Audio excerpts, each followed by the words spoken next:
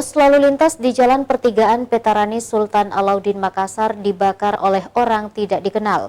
Selain melempari pos lantas, pelaku juga melakukan aksi vandalisme dengan menuliskan polisi pembunuh supporter Arema di dinding pos lantas tersebut.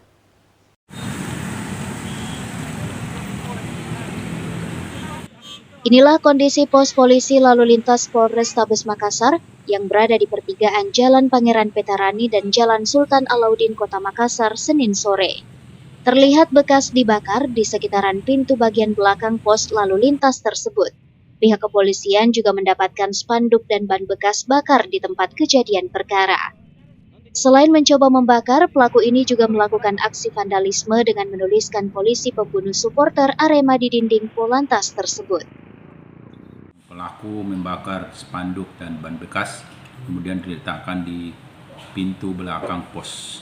Kemudian pintu terbakar dan merembet ke dalam ruangan istirahat dan ada springbed yang terbakar. Ada saksi di dalam di situ melihat.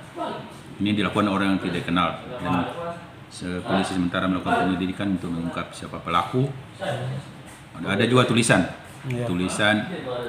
polisi pembunuh supporter Arema. Ini mungkin berkaitan dengan kejadian Stadion Kanjuruhan Malang. Kini pelaku masih diburu oleh Satreskrim Polrestabes Makassar untuk mencari tahu motif pembakaran pos polisi tersebut.